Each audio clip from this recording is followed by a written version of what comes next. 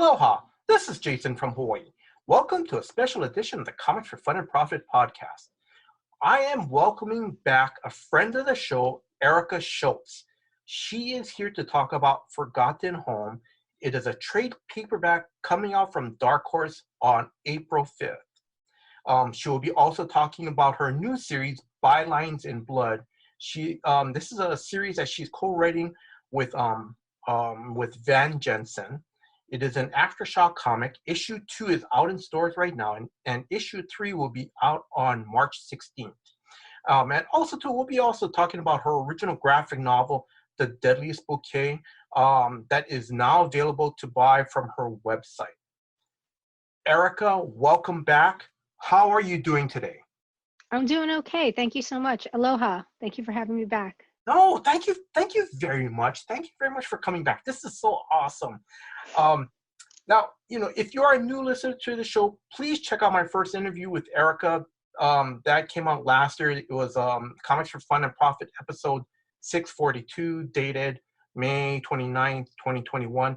And also check out one of her recent interviews with John Suntress of Word Balloon that was dated January 18th. All right, so Erica, where can listeners follow you on social media? I am mostly on Twitter and Instagram. I don't really have a Facebook presence.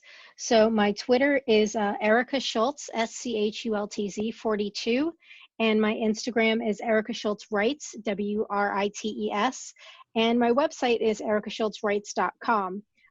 So if there's any books you want to pick up, you can stop by the shop there and send me a link. Okay. All right.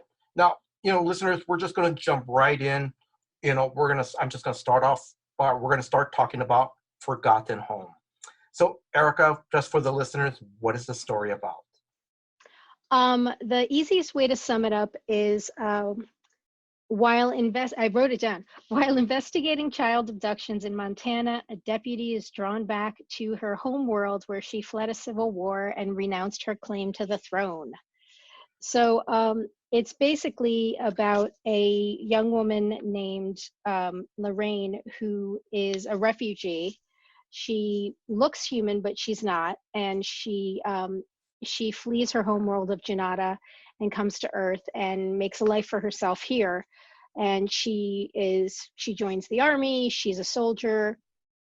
She ends up being a police officer. She has a daughter named Joanna.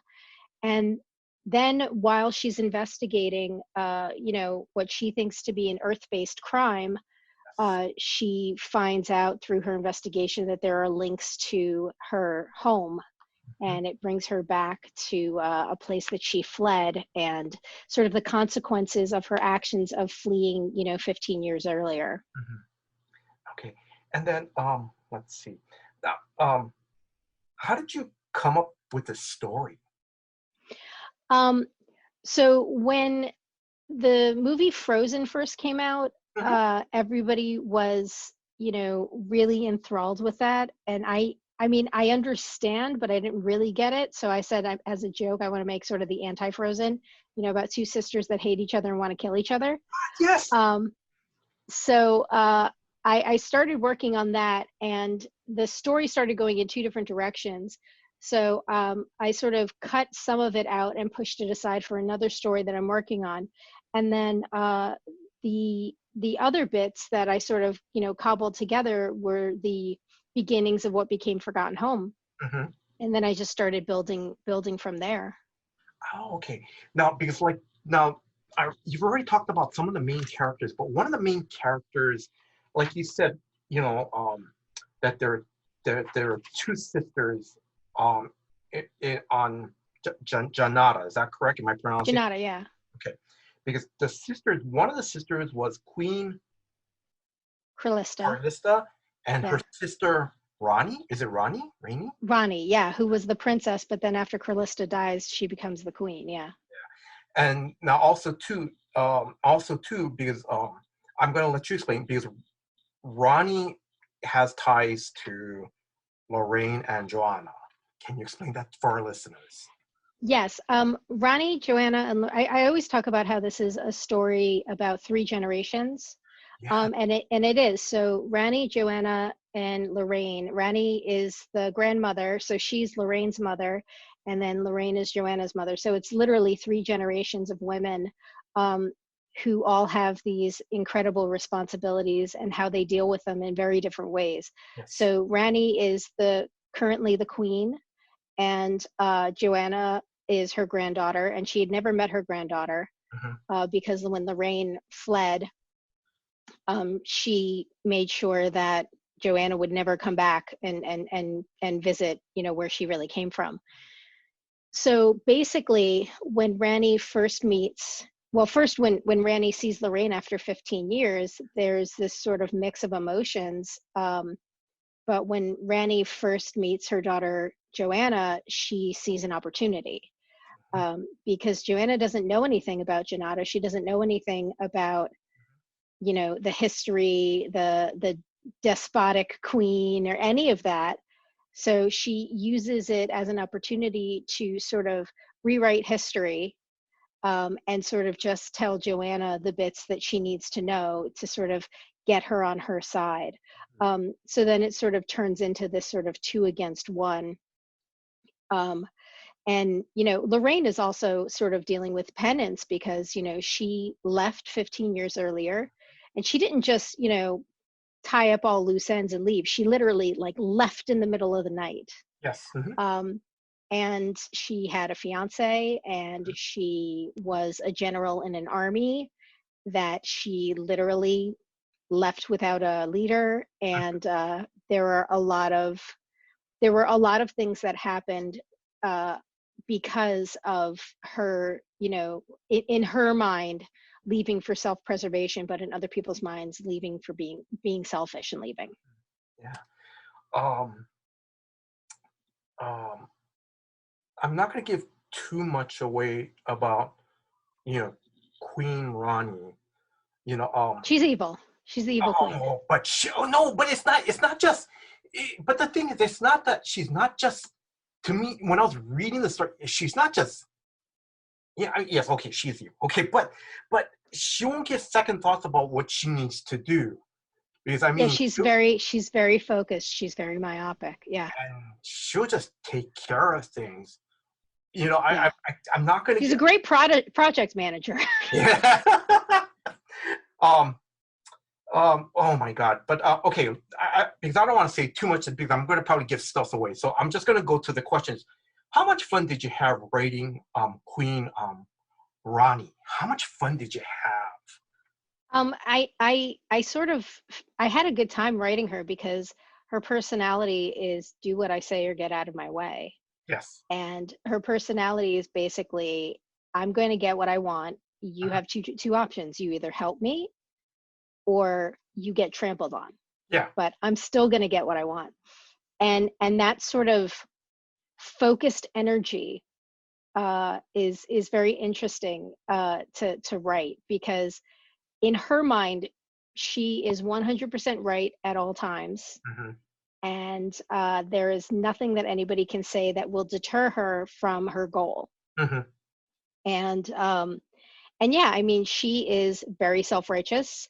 Yes. And she's also incredibly powerful because the royal family in Janata has magic. And so she is incredibly powerful. So not only does she have this mindset of this is what I want, but she has the means with which to achieve it simply through her physical prowess and her powers. Okay, so and then I'm going to kind of do a little variation on one of my questions. Sure. It's like you said that the royal family, and correct me if I'm wrong, like the royal family is the one that has the magical powers, correct? All the children in Janata from a certain age, from about the age of 6 to about the age of 18 or 19, will have magic. Okay. But once you get to a certain age, you no longer have magic. So the only adults that have magic in Janata are the royals. Royals are the only ones who have magic throughout, and they're the ones who are born with that birthmark of which I have tattooed on my arm. Yeah, it's a purple. It's like a. Yeah. You can correct me if I'm wrong, but because all I could think of it was it's like a purple fireball. Or how Well, would you describe yeah, because so it actually it works twofold. So the whole thing, one of the questions that I saw that you were going to ask was about like having a Bible. I have a Bible, and basically, sort of the Bible for the story is that like 60,000 years ago, the Janatans and the Chalumbans were very, very similar, and they lived together in harmony. And a comet fell from the sky, and so if you look at it like this, it's a comet descending, and but you also see the flame ascending. Yes. So a comet fell from the sky, and as it fell and hit the ground, it bore a hole through the ground. Uh-huh. And when it did, it exposed the crystal, the Elysia, because Yes. at the time they had no idea that it was there. Mm-hmm. Think about like cavemen, they didn't know what was there. Yeah. And it exposed the Elysia. And once they were exposed to it, they started mutating. Mm-hmm. And so the Chalumbans started mutating to the point where their skin got very hard and rocky, Yes. and they became very like physically hard. Mm-hmm. And the Janatans started having magic. And so certain people started being born with this birthmark, Yes. and they realized that the ones that were being born with this birthmark were the ones that continued to have magic into adulthood. Mm-hmm. So it was sort of this almost, I don't know if you would call it like divine right, but they sort of societally they decided that divine right, obviously there's something special about you if you're born with this mark. Yes. So you're going to be royalty, Mm-hmm. and you're the ones who are going to be the leaders. Mm-hmm. So now every generation, the royal line, you have Mm-hmm. to be born with this. Yes. And so when Rani has Lorraine, one of the things, and the baby's being brought to her, she says, does she have the mark? Yes, she has the mark. When Joanna is born, she has the mark. And it's and anywhere on your body, Carlista had it right over her eye. Yeah. So if you have the mark, then that means that you are going to have magic throughout your entire life, and that you are now an heir to the throne. Mm-hmm. Mm-hmm. And then now I know because I saw your email, and like I'm just gonna ask, like, and you already talked about the Bible, and a Bible for the background for the story. Like, for our listeners, can you tell, like, for like Ronnie and Lorraine, what their magical powers? What can their magical powers do? They're kind of like Green Lantern in a sense, where they can like create constructs. They can use them for telekinesis, for like moving things. They can create shields. They can also sort of use them as like force bolts. Mm-hmm. Yes. To a small extent, they can have a telepathic hold on people. Yes. So for some, if you really concentrate and you're very good at what you do and you're very powerful, you may be able to put a telepathic, put thoughts in somebody's head Mm-hmm. to sort of sway them and manipulate them to doing what you want. Yes. And that's something that not everybody can do, but it's very, very difficult. And we see Lorraine try and do it Yes. at one point in the story. You know which part you're talking about. Yeah. Yeah. But Ah. for the most part, it's a lot like the Green Lantern powers, this idea of like you have this energy Mm-hmm. that extends from you, that you can create weapons, you can create shields, you can, create all kinds of like little fun things and things like that. Ah, okay. Um, let's see. And how did you come up with a different race or caste system? I mean, you already explained. I know you explained that when the meteor fell, and and then it mutated one group of people. But how did you come up with that idea? Or Well, I mean, there's a lot of, in society on Earth, in the real world, there's a lot of these sort of caste systems, whether they're based on, skin tone, yes. whether they're based on, how rich someone is or whatever. I mean, there's a lot of these sort of caste systems that already exist in the world in general. And I just sort of, played off of that, Mhm. this idea of there will always be someone on top and there will always be somebody on the bottom. And a lot of times the people on the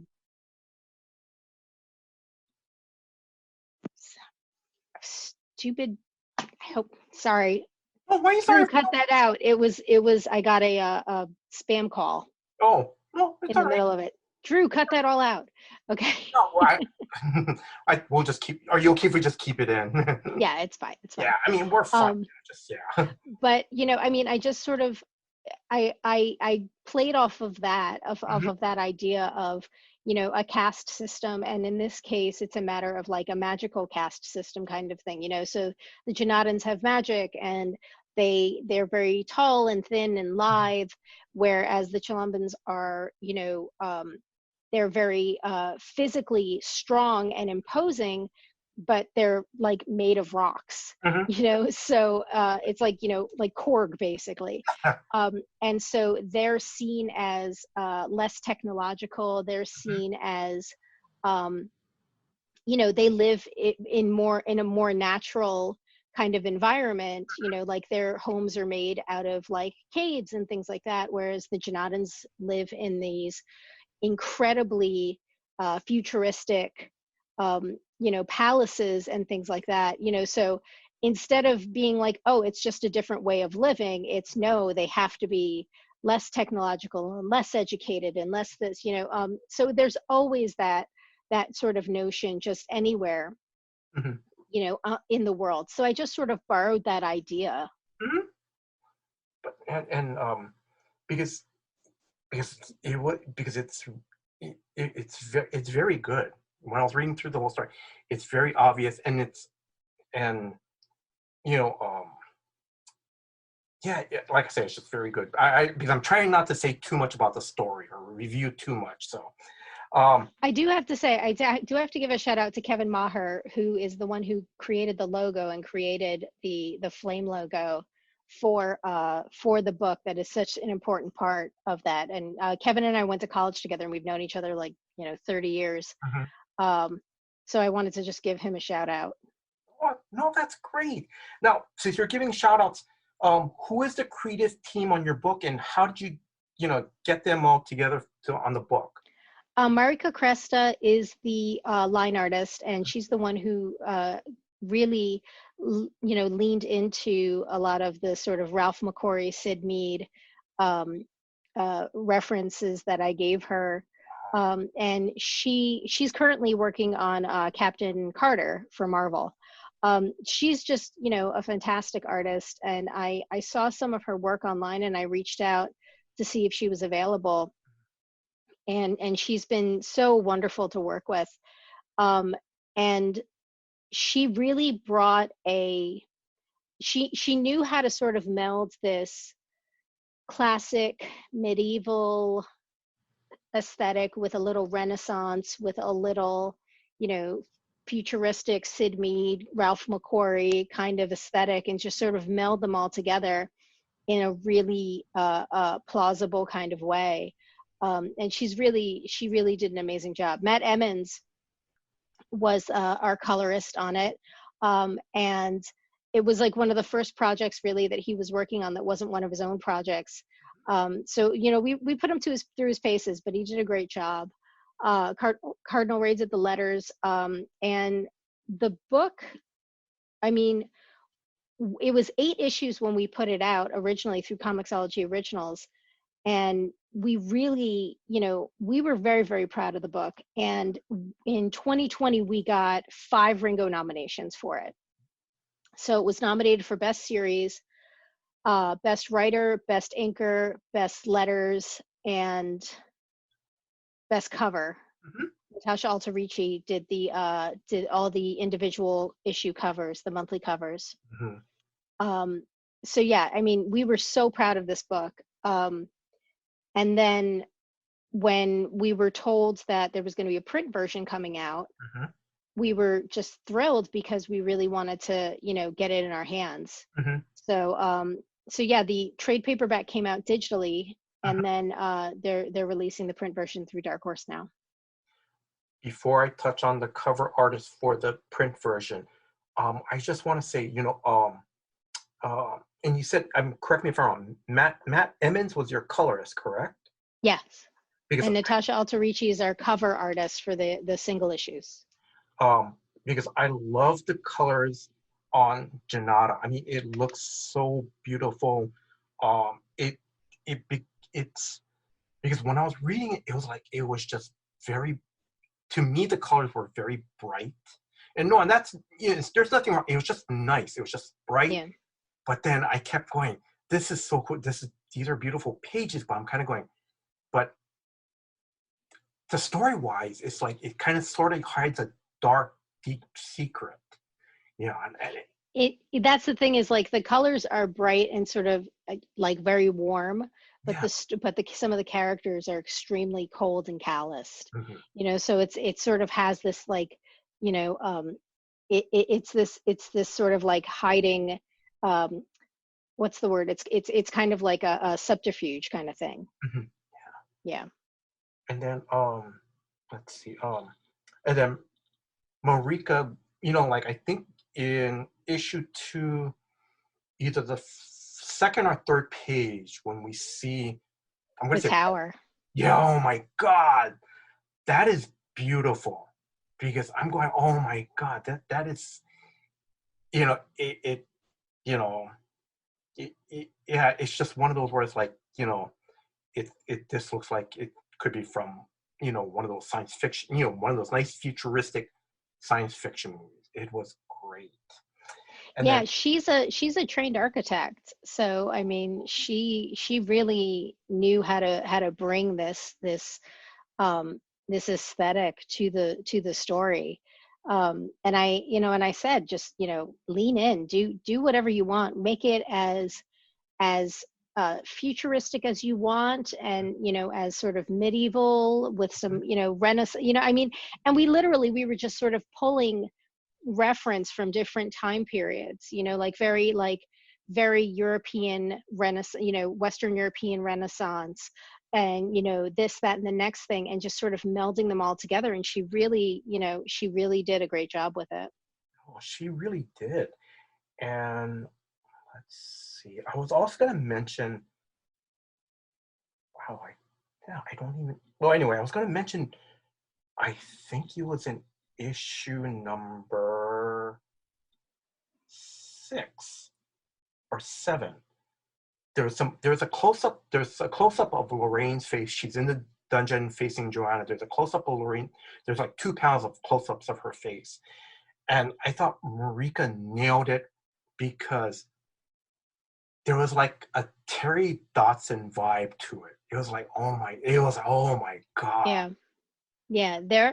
She was very good at the acting. There's a lot of emotion in this book. Mhm. I mean, there is action and everything, but there are a lot of emotional moments, because you're dealing with family, and you're dealing with, um, Lorraine confronting her past. You're dealing with Rani confronting Lorraine, and Joanna feeling as if her mother's been lying to her. And Mhm. then you're also dealing with, when Lorraine comes back to Janata, her ex-fiance that she literally left, like in the middle of the night. It's like, oh, hey, nice to see you again. Haven't seen you in a while, kind of thing. So there's a lot of emotion in this story. And I think, I was talking about it on another podcast, and I said, I think Trudeau is kind of like, the unsung hero, because he's the one he's like the fiercest warrior that they have, but he's also the one who wears his heart on his sleeve. Um, the story has so much. The thing I love about your writing in this story is it has so, because I was emailing you the revised questions, and I'm not going to give it away, but there's so many layers. Like you said, you know, it's a generational thing. The tie into the missing kids on Earth ties into this, and it's like whoever reads it's going to go, oh my, they can see the parallels in certain things.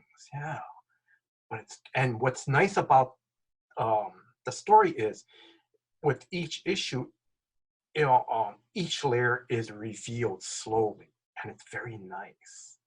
Thank you.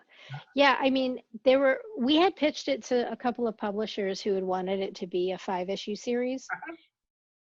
And I could have I could have turned around and said, okay, we're going to cut it down and make it a 5 issue series.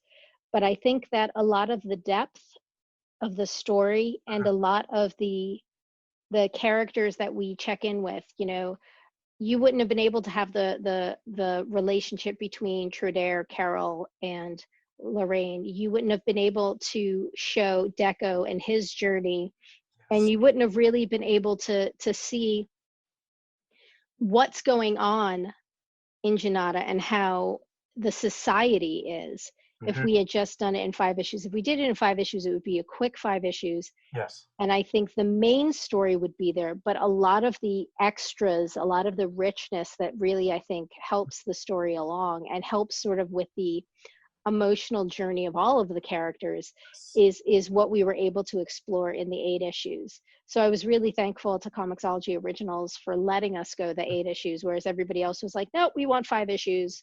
Makes a nice tidy trade paperback. And we were like, no, but Yeah. it needs more. Yeah. Let me just point out here is that because there's one scene I like, and it's I believe it's in issue 8. I'm not going to tell people where the scene is, but I think you'll know where I'm talking about. And it's the two side characters, and I love. I'm going to try to pronounce it. Is it Bajik and Dagal? Dagal? I say it Bajek and Degal. Okay. Like, and in all honesty, I just go to Google Translate and I just type in a word and I just start clicking through languages. And if I see a word that I think looks cool, I'll use it. Okay. So like that's how I basically come up with a lot of the names. Like Trudeau is I was on a podcast for I was on Crimson Maher, and he speaks Arabic, and he said that now the word that I used to describe Trudeau, who is somebody who has no magic, never had magic even as a Yes. child, I said kamel, but Uh-huh. apparently it's pronounced kamel, and it's Arabic, and it means inert. Oh. Because so what I did was I just sort of typed that in, Mhm. and I wanted to see something that would mean somebody who's ineffective, who's inert, which is ironic because Trudeau is incredibly capable. Mhm. But he in their society, he's more or less considered disabled because he's never had magic. Yes. Mhm. But he is capable, and he is very well read and well studied and everything. But yeah, I mean, I just sort of pick words from different languages that I think sound interesting, and either use those for names or for other things. So That's so cool because it's pretty nice that you peppered it throughout the series, throughout the yeah. it's really cool because then it kind of shows that they have their own language, and I love it how I think Queen Ronnie made a comment to Joanna about, I don't understand your lexicon. What do you say? Yeah, yeah. When Joanna's, talking like, a typical, Gen Z kid, Yeah. calling people asshats and saying all this other stuff, and she's like, I don't understand what you're saying. Yeah. Yeah. All right. I'm sorry. I'm going to go back to real quickly. The two side characters. I love their interaction was because to me it showed that their love for each other, and it's like um, Bajak says, I thought you were lost, and the Ga says, I'm sorry to say you are stuck with me. It Yeah. just, y- y- it They just, were fun to write. yeah. I think everybody knows that couple that are so close and love each other so much that they tease each other, and Mhm. they say things to each other, and everybody's like, how could you say that? That's so mean. It's like, no, you don't understand. Like, this is how we show our love and affection. Like Bajek made a comment about, like, they told me you were lost, and I said, okay, forget it. We're not going to come looking for you, kind of thing. Like, okay, oh well, cut my losses, kind of thing. So we all know that kind of couple. But Mhm. when they're literally standing on the front lines of the war and the battle's about to begin, they're holding hands and together as a united front. So I wanted, they're a little bit of comic relief, but also they have a deep love for each other and a deep caring for each other. And they understand how crazy and messed up the socio-political environment is there, Yeah. and they do their best to navigate it as best they can, and also to try and find a way to integrate everybody together. Like, they're on the side of like integration, whereas Rani's on the side of like not just like segregation, but like annihilation almost. You know what I mean? Yes. Mm-hmm. So yeah. Let's see. Couple more questions before I move on to the next topic. Who came up with the beautiful royal patterns on Queen Rani's and Joanna's dresses in issue 6? That was nice. That was very. There is a fantastic designer named Yazel Ayala, and they I've known them for years, and they have always, their sort of dream is to, be the designer for all the, kind of like Edna Mode from The Incredibles. Yes. It's kind of like their dream job kind of thing. So I had reached out to them and they said, look, we're going kind of all over the place with this aesthetic. See what you can come up with. And what they did was they created a pattern for both Lorraine, Joanna, and Rani, and they created these patterns. And the Joanna's especially, that pattern is then not just on that dress that she wears, but it's also on her battle uniform. Okay. So they did like the whole fashion drawing thing and everything. And I actually, in the back of the trade paperback, you can see Yazel's original designs and Marika and Matt's renderings of it. But yeah, Yazel did such an incredible job, and really knocked it out. And a couple of friends of mine have said, like a couple of friends who are cosplayers have said, is there any way I can get a pattern for that or something? Like, I'd love to make that dress. And I was like, I'll hook you up with Yazel. Yeah. You guys can talk. But yeah, it's pretty amazing what they did with it. Yeah. Oh, that's so nice. Actually, two last questions. For the trade that's going to come out in April, how did you guys get Bill Sienkiewicz to do the cover art? I've known Bill for a good amount of years when I used to work at a studio in New York. And I have, kept in touch with him, and he's always been such an incredibly supportive colleague and friend. So I've reached out to him on numerous occasions for covers. He did the trade paperback cover for 12 Devils Dancing, which is a horror story that I did with Dave Acosta and Andrew Kovald. So I reached out for him about this cover. It's funny because when we launched Forgotten Home in 2019 with Comixology, I had mentioned to one of the Comixology people, oh yeah, I'm going to have Bill Sienkiewicz do the trade cover. And they're like, yeah, whatever. So I thought to myself, I was like, okay. So I went up to Bill at, Bill's table at New York Comic Con, and I was like, hey babe, do me a favor, when you have a second, swing by the Comixology table with me. And he came by, and Bill's just an incredible person, and he just puts his arm around me and he's like, so when am I doing this cover? I was like, yeah, I know Bill Sienkiewicz. And he's he's an absolute incredible talented, skilled, hardworking, amazing human being, artist, creator. And I'm really very lucky to have him in my corner. So yeah, I was very happy to work with Bill again. And of course, he makes beautiful art. So I was really very, very happy with the cover. That is so cool. All right. So my last question is, will we see any more stories about Lorraine and Joanna? I'm hoping. Okay. I'm hoping. I have a lot on my plate right now, Mhm. but I am hoping to go back to. There are plenty of other stories. I mean, there's sort of the untold stories of what happened. Lorraine left, but what happened when she left? Mhm. There's sort of dialogue lines about what happened, but no real exploration of that. So that would be fun too. All right. I'm gonna continue. I'm gonna move on. Um, we're gonna talk about bylines in blood. Yes. Um, I read issue 1 literally this morning. Sorry. Um, so for our listeners, can you tell us what is the story about? So Bylines in Blood is about Satya Chatterjee, who is a former investigative journalist turned um, turned private investigator, Yes. Mhm.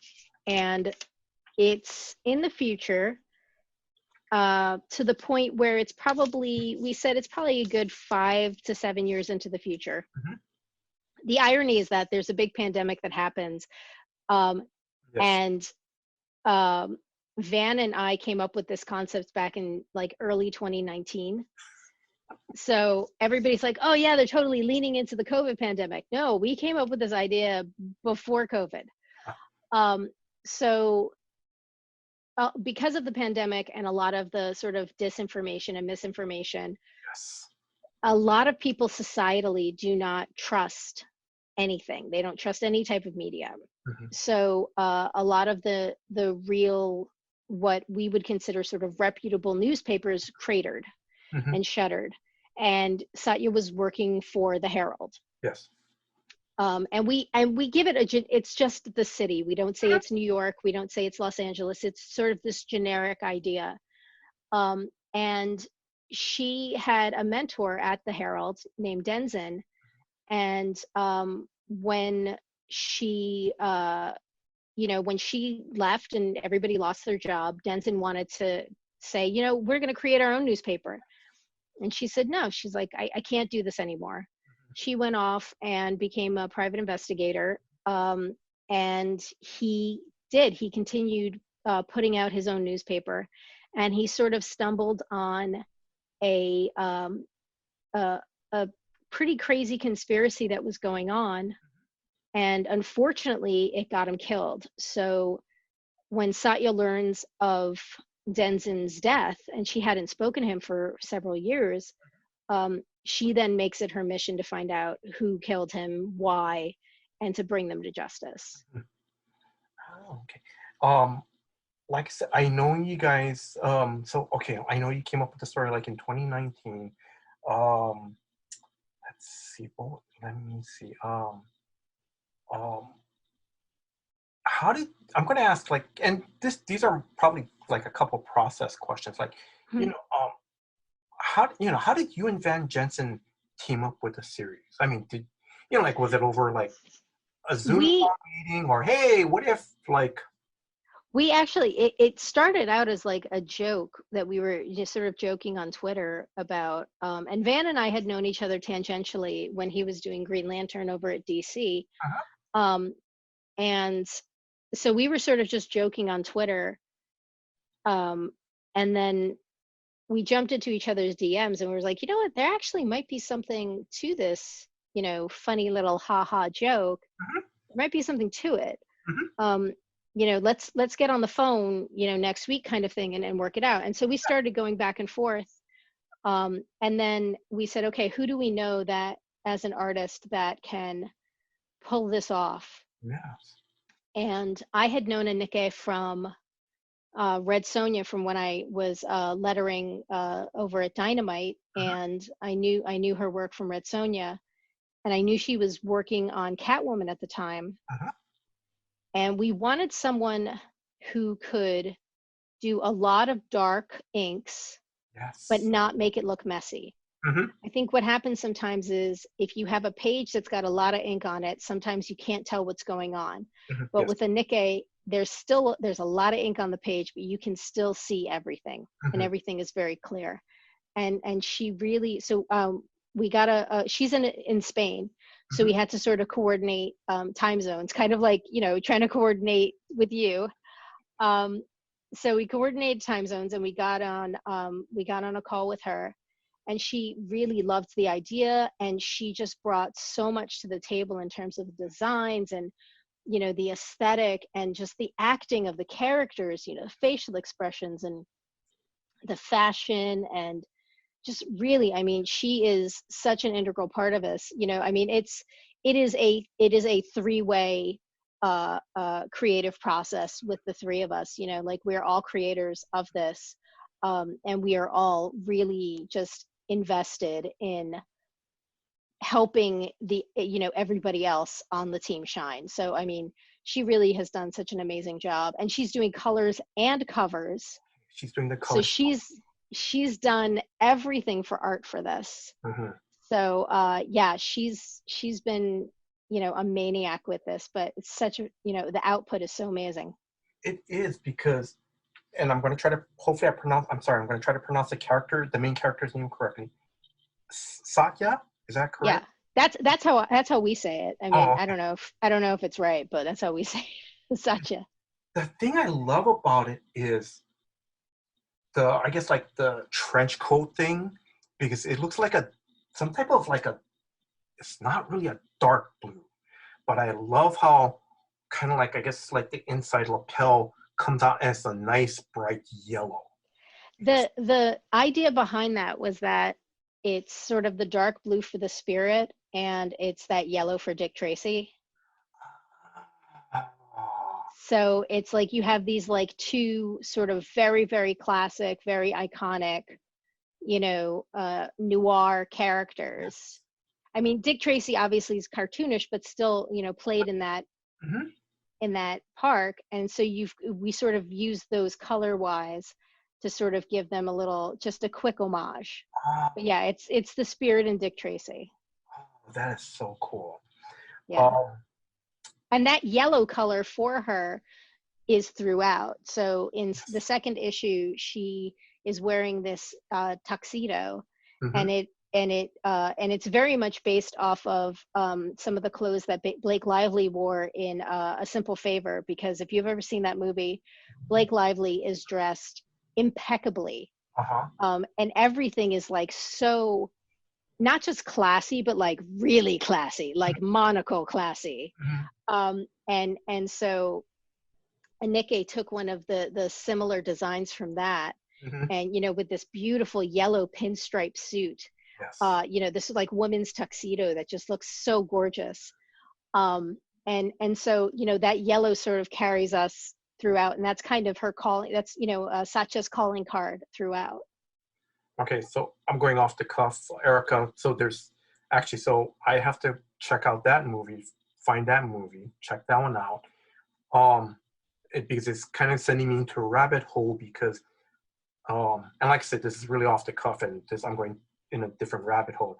I've never seen this movie. I've always wanted to, The French Connection. Oh Because yeah, it's a great film. yeah, so yeah, It's a great film. so. And it has kind of French Connection vibes. Mhm. Although I will say this, off topic, when I pitched the Daredevil story that I did back in 2018, I pitched it as like literally French Connection with superheroes. So That's so cool. Okay, so I'm sorry. So I'm going to continue on. So now one question I want to ask you, because Sacha has not only a 45. Correct me if I'm wrong, but she mhm. also has a hammer. Yes, I would like to know. I'm just asking why she I why she. that was Anika's idea, is to have this hammer. And I think the sort of idea behind it was that you could be a blunt instrument, or you could be more precise. And it sort of shows the two sides of her personality. So she has the gun, which is something that would be considered more of like a classic weapon for an investigator, but then she literally has a hammer. She's literally a blunt instrument. That is cool. That is really cool. Okay. Um, Before I move, I just want to ask one more question. Now, correct me if I'm wrong. So Van Jensen. Now, I could have, if I remember John Suntress's interview. Van Jensen, was he like a crime reporter before he got into? Yes. Okay.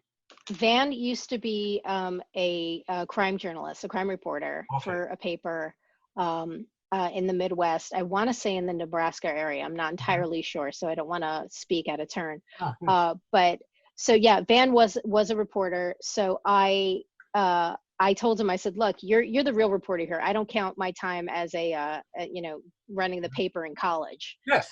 Um, but yeah, so he brought a lot of that sort of investigative journalist, crime reporter Mhm. experience to the character and to the story. And then, because if I remember correctly, he was the one that wrote like all these nice little not back, but these nice little added things to the back of issue. Yeah, he wrote the police report. Yes. He wrote the police report. He wrote the article on Mayor Wilkes. Yes. He wrote all that stuff. I did the advertisement because so there's a leitmotif throughout for this blue pill, Yes. and it's kind of a play off of Viagra and the little blue pill kind of thing. Yeah. And I used to work in pharmaceutical advertising, That's right. so we had wanted to put some back matter in this, so we put that. I put together this sort of faux ad, Yes. which I would have would have gone to a creative director 15 years ago. Mhm. um, and we put that together because it's sort of this idea of you know people in this, and I mean we're kind of marching toward it, but people don't want to deal with the complexities of life. They want to sort of switch off. Mhm. So it's this idea of sometimes it's good to feel blue. Mhm. Take the blue pill, it'll it'll cure anything kind of thing. So yeah.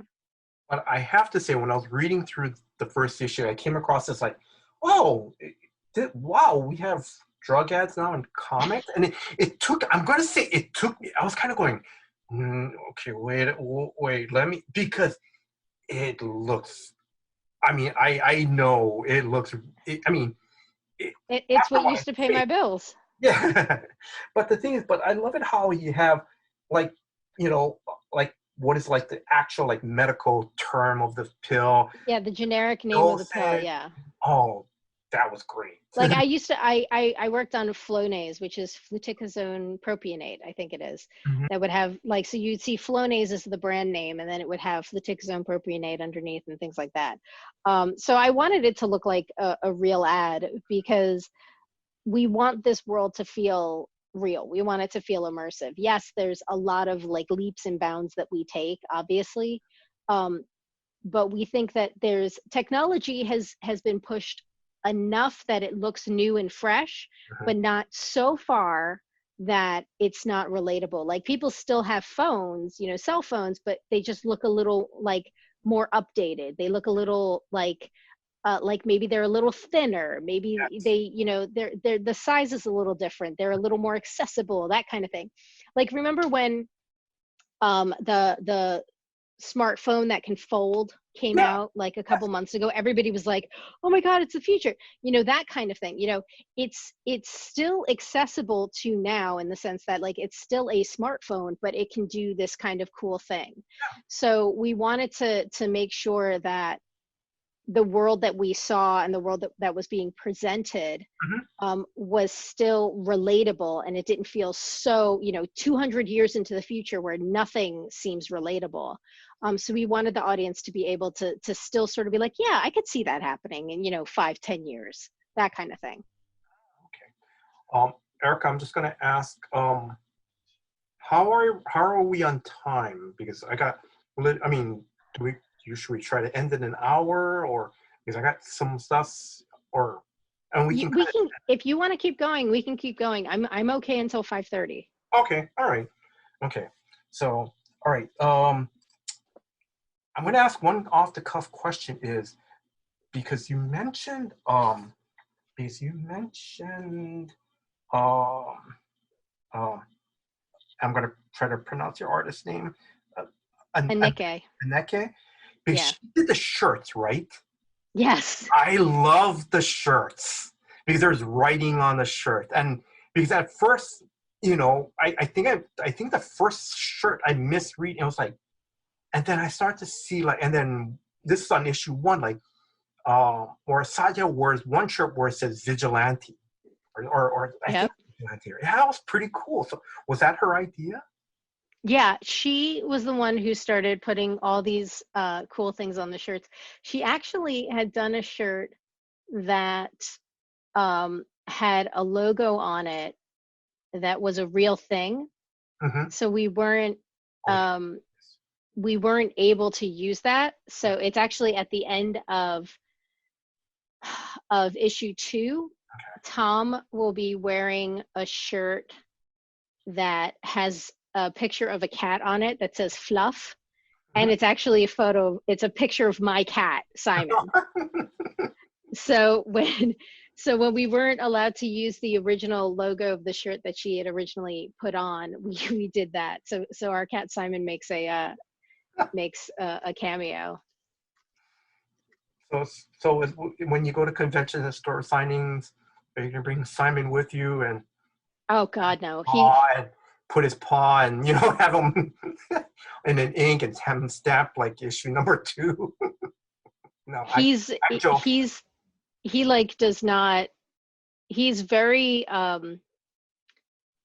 whatchamacallit. He's very nervous and worrisome Mhm. about everything. So he's definitely like afraid of his own shadow. I'm joking on this part. Is he gonna get any? Is he gonna get a cut in any of the royalties? Oh, look, the cat, he's got a million medical issues. The amount of money that we spend on this cat between special food and the medications and the all the special treats and all that stuff, he's gotten his own cut of the Okay. royalties. Yeah, he's literally sleeping on the floor up against the grate from the heater Yeah. because it's cold. Well, you're in Hawaii, it's always warm. It's We don't cold have to, here. but I know I've seen it. So Yeah. he's literally up against the wall, Yeah. taking in all of the heat. So the rest of the room doesn't get any heat, only he gets the heat. So, Okay. yeah. All right. I'm gonna move on. Um, the deadliest bouquet. Now, Yes. you know, um, you know, I love it. I'm gonna, and of course, the same question again is like, for the listeners, can you tell our listeners what is the story about? Okay, so I made a really good log line for this. Um, let me see if I can remember it. In 1998, 3 estranged sisters, trained by their Nazi hunting mom, come together to solve their mom's murder and try not to kill each other in the process. Mhm. Okay. And then can you talk about the creative team that you assembled? Yes, Carola Borelli is the line artist. Gab Contreras and Tom Chu were the colorists. Uh-huh. Um, and I did the lettering. James Emmett was the editor on it. And we had done this through Kickstarter originally. So we ran a Kickstarter last summer, and we did it through that. And we were successful with the Kickstarter, thank God. Uh-huh. And yeah, we put out. It was an OGN, an original graphic novel, Uh-huh. but it was sort of broken down into kind of 5 chapters, Uh-huh. and we got it out to everybody before the end of the year, which I was very proud of. Yes. Uh-huh. And yeah, I mean, we had Kevin Wada do the cover, Uh-huh. and I mean, it's Kevin Wada. I mean, come on. But yeah, he really was. I gave him all the information. Uh-huh. I gave him all the personalities of the sisters, Yes. and I said, just whatever comes to mind. So the cover is a quiet cover in the sense that like it's kind of a calm cover, Uh-huh. but like all the emotion and expression is on all of these women's faces. Yes. Oh, yeah. So Because you saw my note that I love you know Kevin Wada's design of Poppy on the cover. It's yeah, great. It's just because you can see Violet, she's the blonde one. It's like if you just look at it, it's like, oh, she's the party animal. You see She's the Rose, party girl, yeah. yeah. You see Rose in the middle, and you can tell that she's the controlling. For some reason, you can see she's the controlling type. Yeah.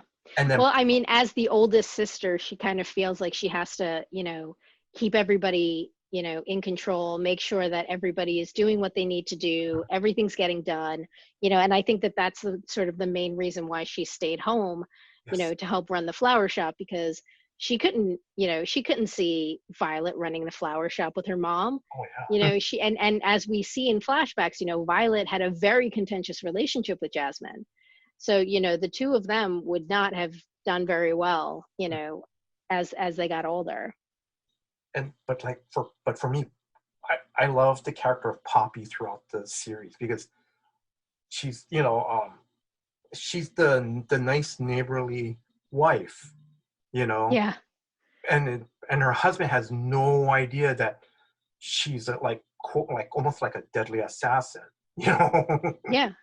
I mean, that's the whole thing is, all of these sisters, this whole family has secrets. Yes. And there's a lot of um there's sort of a lot of conflict Yes. between telling lies and secrets and having these lies and secrets, and you know if you do them out of necessity, which is basically what their mom tells them. Their mom almost kind of, if you think about it, the mom kind of manipulates and brainwashes them into having this like don't trust anybody kind of idea. And Jasmine really basically tells them, you've got to lie to the people that you love, because that's the only way Yes. life is going to work. Yeah. So Poppy she might not have straight up lied to Derek, but she certainly did not tell him everything. Yeah. The amount of information that he that he had was a lot less. And there's even a conversation between Poppy and Rose where Rose says, how much does he know? And she says, more than I'd like, but not as much as he should, kind of thing. Yeah, but it's great. I love this story because to me, like you said, it's about relationships, and to me, it was a relationship between the three sisters, coming together to solve their mom's murder, their mom Jasmine's murder. What I really love was just the the fighting and the bickering at each other. It was real. It felt real. Like I was I'm one of three, so like, so there were definitely things that were taken from conversations with my siblings. Yeah, I mean, I have always been considered very, I guess, economical when it comes to a lot of dialogue, but I mean, to the point where it was a detriment. Like I would get notes from editors being like, you got to put more dialogue here. This isn't a silent comic. yeah. So I've gotten better about adding more dialogue and really sort of leaning into some of the expressions on these characters' faces. And I think Corilla does a really good job of acting in the faces and really getting the emotions out, because this is a very emotional story. It is. These three sisters, they're sisters. It's that idea of, you're my sister, so I have to love you, but I don't have to like you. Mm-hmm. And that's kind of the idea behind this. But I mean, and you've read the story, the ending and everything. There's a lot of hope for them with each other. Mm-hmm. And I think there were many different ways that I could have ended this story, and multiple people have said to me, this is not the ending that I saw. Yes. But I wanted it to be, it's a tragic story. Mm-hmm. It is. I mean, it starts with the murder of their mother. That's a tragedy just off the bat. So I wanted it to be them growing closer at the same time as growing apart. And grief can really do a number on people. One of the things that I have to say one of the, I won't say one of the good things, but one of the positive outcomes of my dad's passing was that my brother and I became so close from it. Um, and we wouldn't really have gotten that close had my father not had passed, because we would have had no reason to get that close. So grief can be a unifier to a certain extent. It can also pull people apart. Yes. And I wanted to show that there is this push and pull between each sister. And also, when you're one of three, there really is this, it's always two ganging up on one. Yeah. Yes. And and that's, and one of the siblings will always sort of like change sides in a second, in a heartbeat. And that happens. And that's just, that's survival in a family kind of thing. So I wanted to play with that, two ganging up on one, whether it's Rose and Poppy versus Violet, or Violet and Poppy versus Rose, or whatever. I wanted to show that that dynamic is real and that dynamic is there.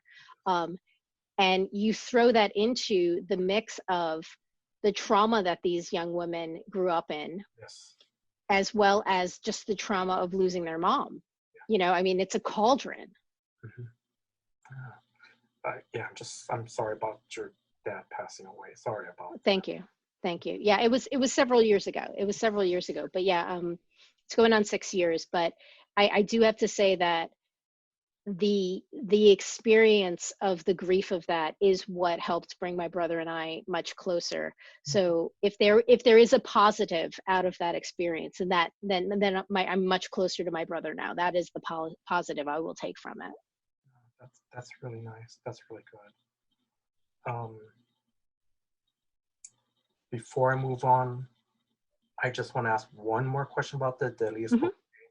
Now, correct me if I'm wrong. Actually, two more questions. Because when we talked the last year, because you had several stories, right, in mind? Yes, I did. Okay, so originally the Deadliest Bouquet was supposed to be 3-story arcs. Yes. So it was going to be a story that took place in World War II. Yes. With Jasmine's parents. Yes. And Jasmine's parents were part of the French Resistance. And then the second story arc was going to take place after the war, when Jasmine and her brother are being trained by these former resistance fighters. And they're traveling all over the world finding escaped Nazis. And then the third story was then going to be what we ended up coming out with, which is this third generation of Rose, Poppy, and Violet, and Jasmine. So that was originally going to be the idea. And I still have all of the materials for those other 2 story arcs. But I haven't excuse me, but I haven't started really organizing them and working on them. So they are still a possibility. Okay. So yeah, I mean, that was Grandma Dahlia, who sort of makes a cameo in this book. Grandma Dahlia and Grandpa Leif, and then Jasmine and her brother Chris, and then that was the sort of the center of the second issue. The second arc would be Jasmine and Chris, and then the third is the 3 sisters. That's pretty cool. Yeah. So yeah, that's pretty cool. And then correct me if I'm wrong. The Deadliest Bouquet original graphic novel, it is available to buy from your website, correct? Yes, erikaschultzwrites.com. It is available there if you weren't able to get in on the Kickstarter. Also, I will be doing a show in New York, Big Apple Comic Con, on March. Let me check the calendar. I think it's the 26th. So I will have copies there as well. That's pretty cool. That's really nice. And then let's see. I think. Okay, so I'm gonna slowly start wrapping this up, because I follow you on Twitter and I saw one of your tweets one day. How big of a fan are you of Transformers? Okay, I am a very big fan of Transformers. However, my husband is a bigger fan, and he is a big collector of them. So I only have a couple of them. Yeah. And the couple that I have are in his collection. Like I've bequeathed them to him. And they're like my, my old OGs from, the, 84.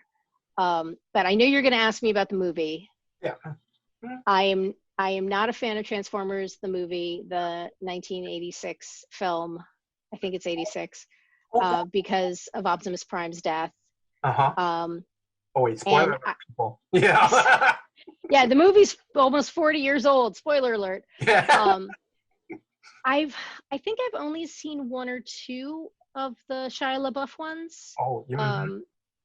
I think I saw the first and the second one, Yeah. and I think they're already up to like 5 or 6. Yeah. But I've only seen those two. They're action movies. I wasn't like, I'm not gonna trash them. It was just like, it was an action movie. To me, it felt less like a Transformers movie than it did like an action movie. Yeah. Like I felt like you could have plugged in the Transformers for any type of like alien. It didn't have to be Optimus Prime. It could have been anybody. Yeah. But it was an action movie, it's a popcorn movie. Yeah. But yeah, I think I only saw the first 2. But yeah, I haven't seen any more of them, and I know that they're like up to like 5 or 6 of them now. So yeah. I haven't kept up with them. Sorry. No, I mean, no, because it seemed, because you saw my notes, is that, for me, it's like, I only saw the first one, and I really couldn't connect with Shia LaBeouf's character. I couldn't even connect to Megan Fox's character because I kept going, no, it just didn't match. But it's a popcorn movie. It's just an action. And that's the thing is, it was just meant to be an action film, and you could slap on. It could have been aliens from another world kind of thing. It didn't have to be specifically Transformers. Sorry. Sorry about that. No, I'm sorry. That's okay. I lost the sound on you. So yeah, sorry. So Can you hear me now? Yes. Okay.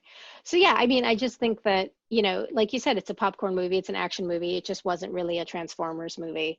I felt like, I agree with you in the fact that it was difficult to connect with the characters. I didn't really feel like there was a good, solid connection there.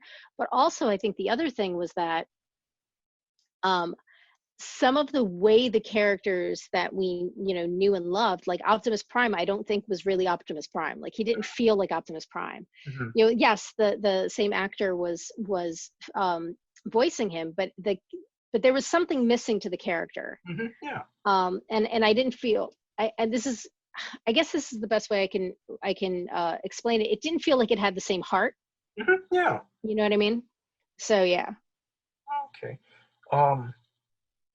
No, but I'm going to say I understand, because the first movie, like, again, it's just an action movie.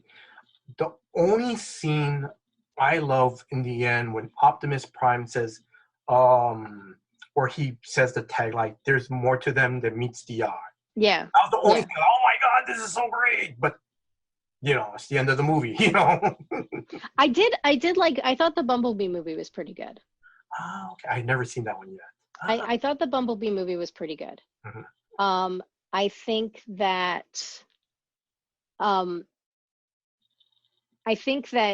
it had, first of all, it had more heart. And I felt like the character that Haley Steinfeld played was more relatable.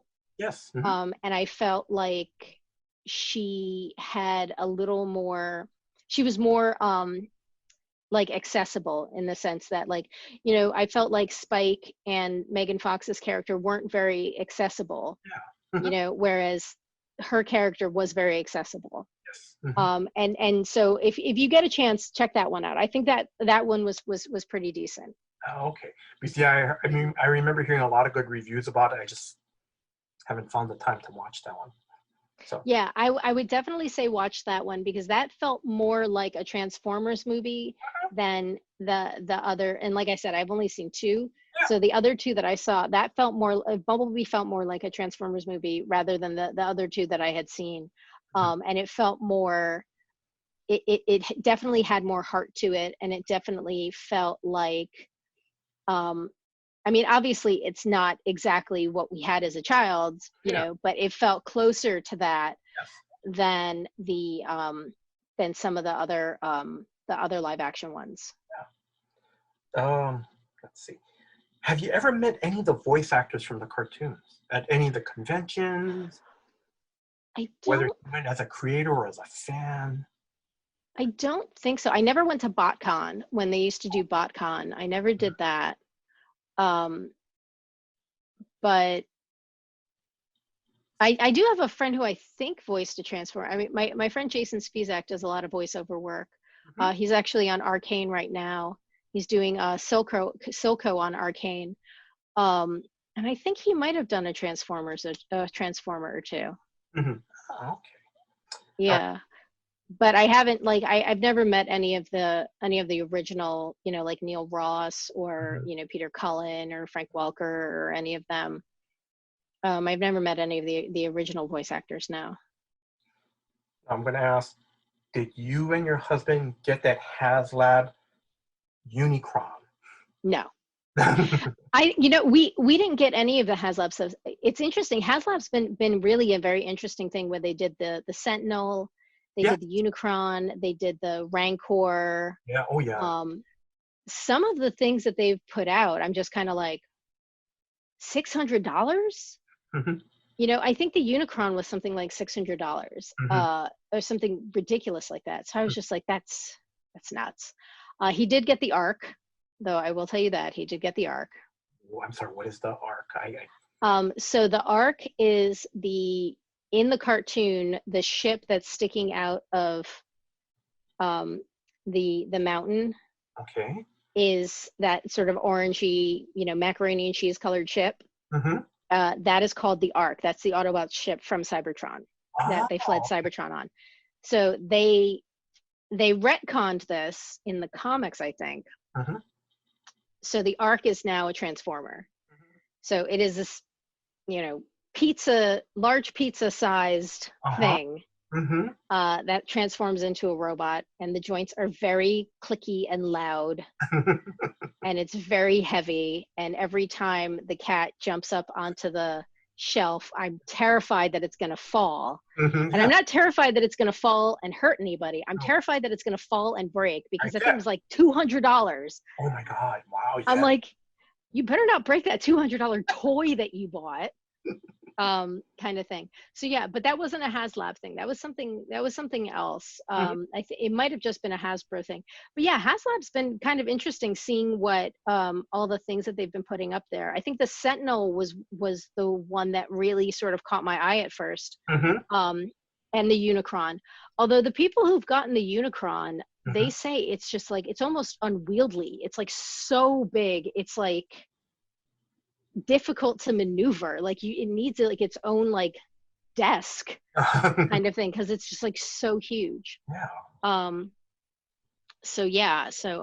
no, he did not get that new Unicron, thank God. Thank God. But no, we've got Menasor, and we've got Bruticus, and we've got Superion, and we've got what's his name?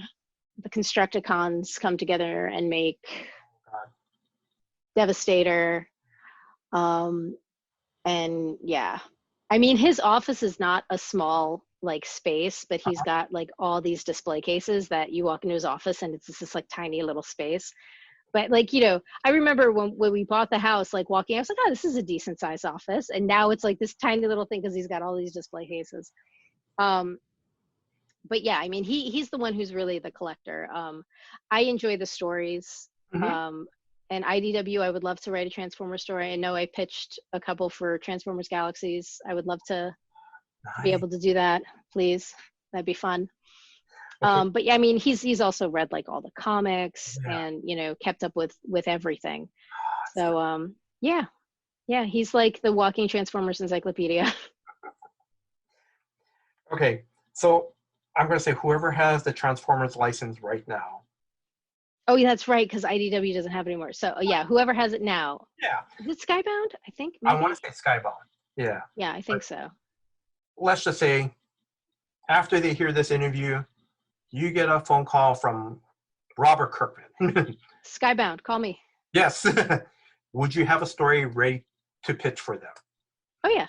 Ah, nice. Well, I I'd mean, have a I story you ready to have go. you already pitched ideas, but Well, you know what it is? I think a good story can go for pretty much any character. It's hmm just the trappings. Like what is the core of the story? hmm Because there's that idea that like basically there's only like 7 stories in this world, and hmm it's just the only thing that makes things different are like the trappings. hmm So you have boy meets girl. Okay, boy meets girl. Everybody's done boy meets girl. What is it that makes this boy meet girl interesting?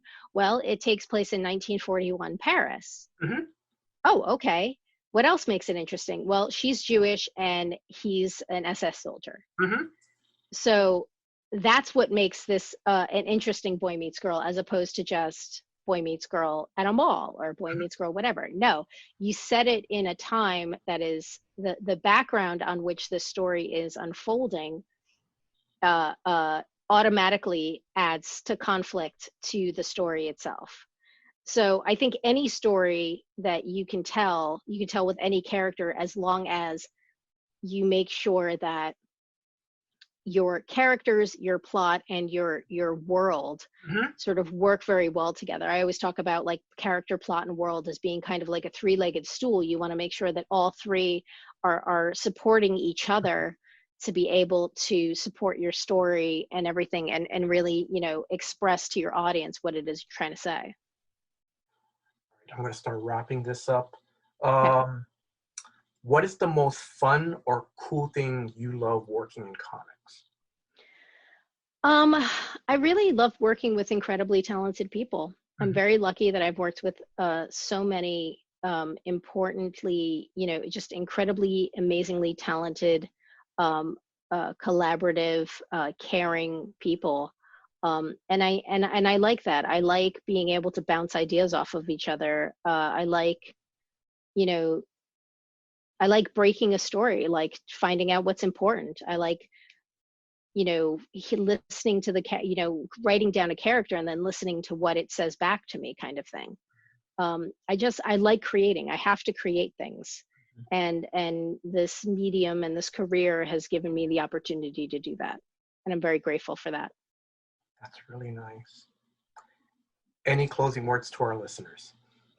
um just be good to each other, be kind to each other. This hmm world's a little crazy, so Yes. try and be kind hmm to one another, and have patience with one another. And then I'm sorry, I'm going to sneak this in again. Your convention appearance in March. Where is that going to be again? It's going to be Big Apple Comic Con. It's at the New Yorker Hotel in Manhattan, and it is March 26th. Okay. All right. Erica, mahalo. Thank you in Hawaiian for your time. Thank you for giving me another opportunity to interview you. Thank you very much for coming on the show. Thank you very much. Well, thank you for asking me to be on the show. It's always fun. I know it's always a challenge because of the big time difference and stuff. Um, but we make it work, and I really appreciate you taking the time to sit down and chat, and I like the fact that you like the stories that we're coming up with. So But thank you very much. I also want to wish you all the success with Forgotten Home, thank you. Bylines in Blood, and The Deadliest Bouquet. So, I wish you all the success. Now, if you are a new comic book reader or a lifelong comic book fan, please check out Forgotten Home. That's from Dark Horse. It's coming out on April 5th. Byline in Blood, the Aftershock comic book series, issue 2, I believe, comes out on March 16th. And also, if you're interested in the original graphic novel, The Deadliest Bouquet, you can just go to Erica's website to purchase a copy from there. I want to thank Drew, the co-host of Comics for Fun and Profit, for putting this episode together. So, Drew, thank you very much for all your hard work behind the scenes. And Thank if you, you're Drew. there you go, Drew. And please check out new episodes of Comics for Fun and Profit that comes out every Saturday. And I want to thank you, the listeners. Thank you very much for your time. Thank you for listening to this episode. Until next time, guys. Aloha. Thank you.